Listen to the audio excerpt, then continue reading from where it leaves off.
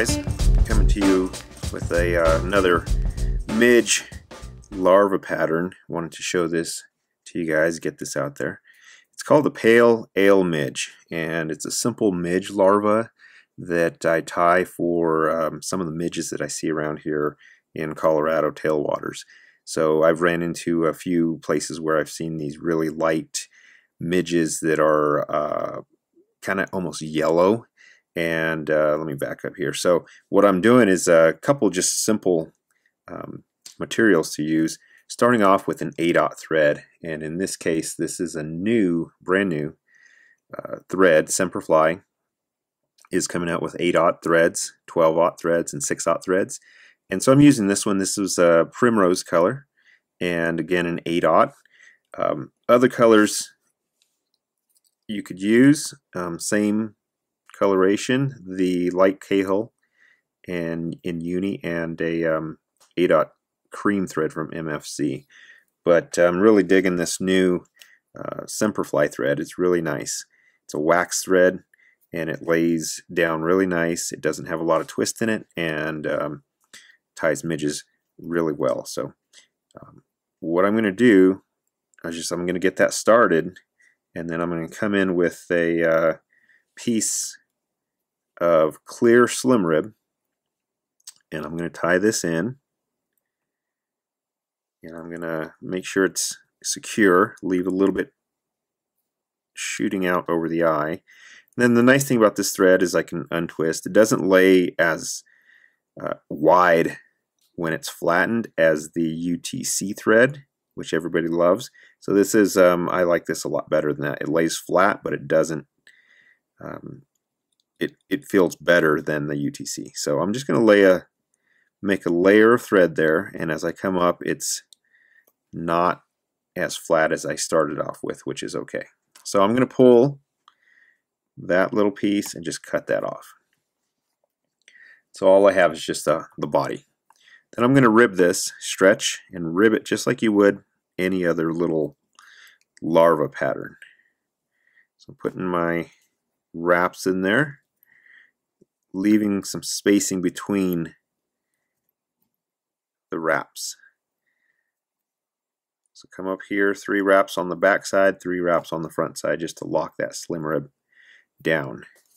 Then I can cut. So what that does is it leaves me with some ridges, some ribs there, okay? Just like that. So what I'm going to do is just come over a few more wraps, and then I'm going to tie that off. And that's really the basis of the body right there. Just a little bit of a head on there, not too big, and then cut that off. Okay. So at this point, you can put those tie it off like that. Put those in your box so you have a good fly pattern. What I'm trying to do is match these midges that have a dark back and a light body on the bottom. So I'm going with this honey brown Bic marker, honey brown Bic marker. You can find those on Amazon, or you can look at your local Hobby Lobby or whatever it may be. What I'm going to do is I'm going to hit this on top, and then I'm going to wipe that ink off the rib. So I'm just going to go up and make sure I get some of that into that thread, just like that. And then I'm just going to wipe that off.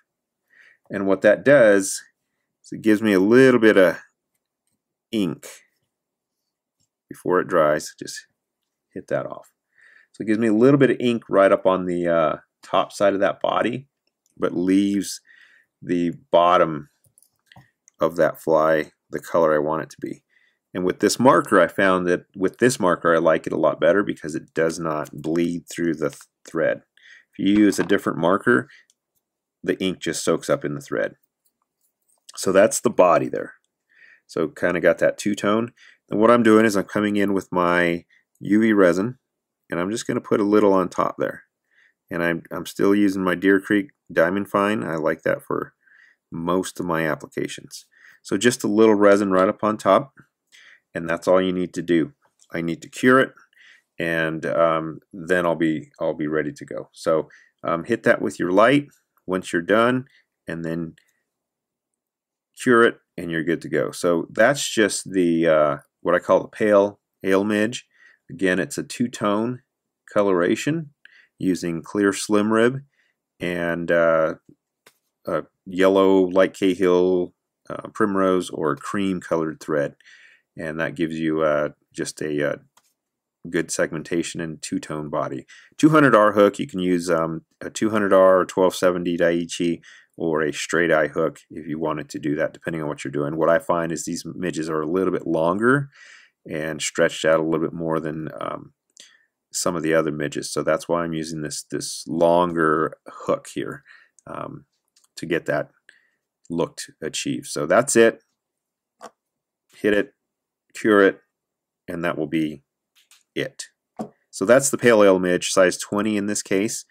I tie them in 20s, 22s. So it's not a everyday pattern, but it works great when those fish are really keyed in into those midges. Thanks.